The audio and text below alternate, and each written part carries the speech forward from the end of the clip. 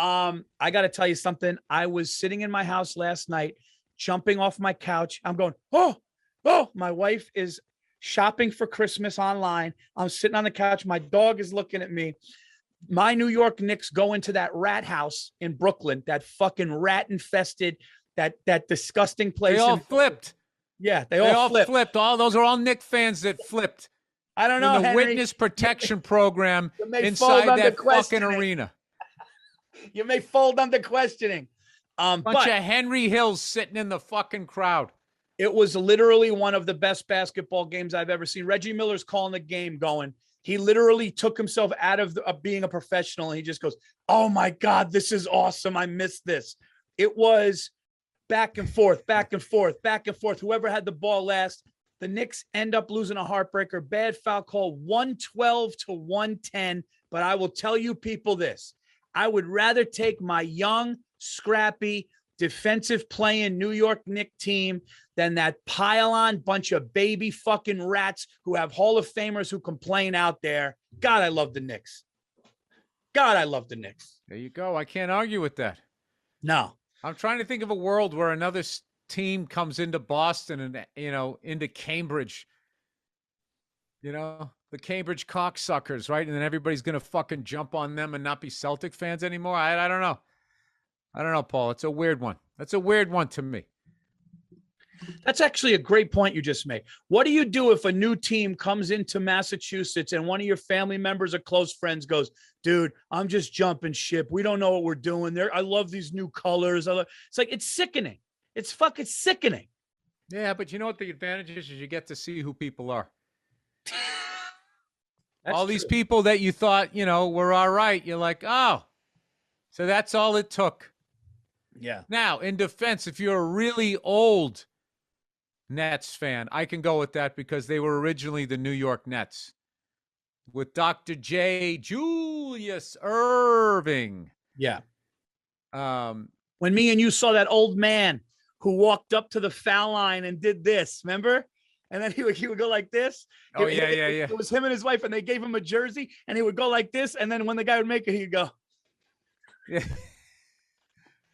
Yeah, one of the few things I enjoyed about being in that stadium. Paul, I got to tell you something, Paul. I got to tell you this fucking right now. My Christmas shopping is done, and all the gifts are wrapped.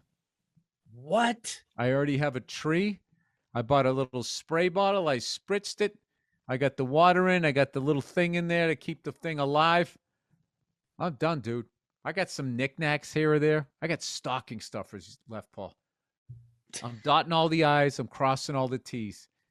Billy's gonna have his freckled feet up, drinking eggnog and smoking a stick as everybody else runs around. Oh, my God, I got to do this. Oh, my God, I got to do that. Well, you should have planned earlier.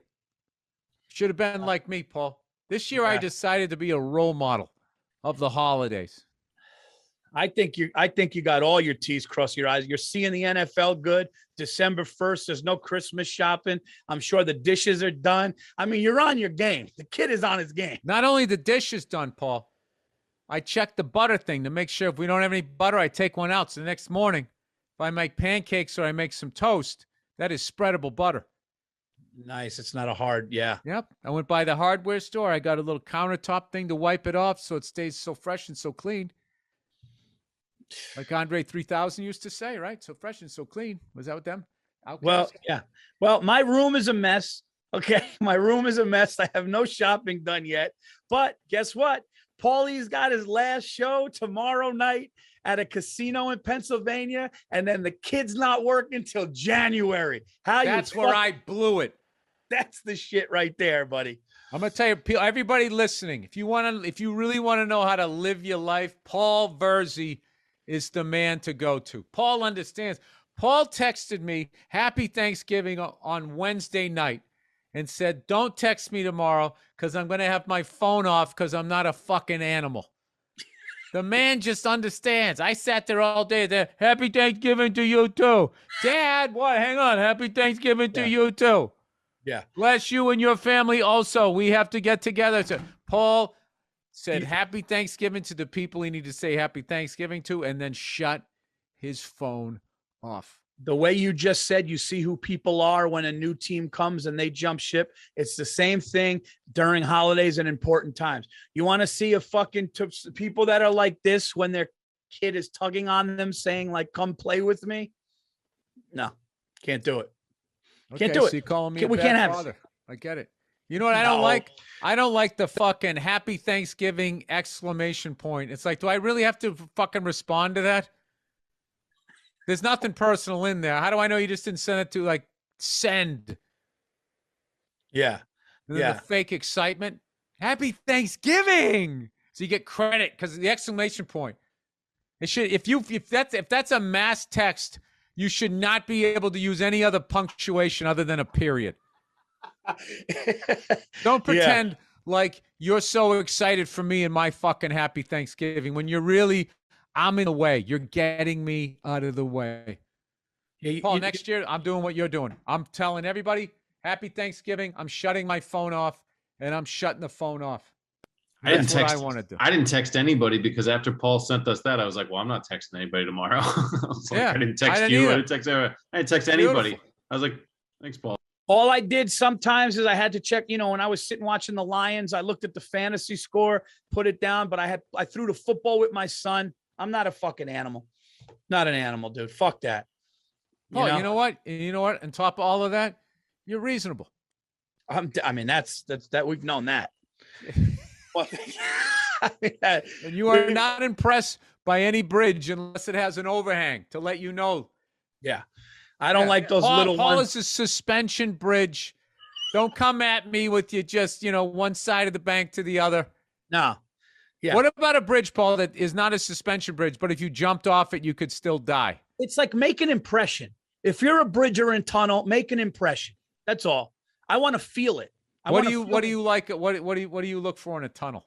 Dude, I'm fascinated. I'm fascinated by bridges and tunnels, but I'm not going to lie. When I'm halfway through a tunnel in gridlock, I start to panic. I start to picture fucking water shooting through a tile and then everybody out of their cars running in a panic and getting trampled and drowning to death. I know that's weird, but that's not what you do, though.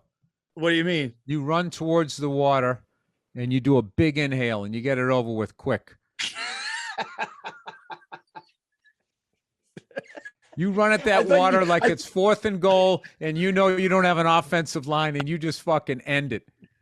I thought you had something really to say. Like, no, you got to go towards it. I thought it was a strategy. Dude, I guarantee you, there's somebody who's so fucking claustrophobic and every day driving through the fucking the Lincoln Tunnel. What's to stop you from bringing a whole scuba suit and just having it in your back with the tank? The whole fucking thing. Can you imagine swimming out and all these bodies just? Oh my god, dude! Push them out of the way. Wow, that's like doomsday prepper shit, dude. And then you have the rights to the movie. Yeah. Oh my god, dude! And then they fucking they do the thing to your fingertips and they find out you have explosive residue on you, and then they find out that you're the one that detonated the shit to make because you had a hero fantasy. Dude, Paul, we're writing for Lifetime right now. All we need to do is make a woman be the person that catches the guy doing it. Dude, first of all, going back to the other thing, I want to make this clear. Don't tell me. Never, ever wish me happy birthday by texting me HBD.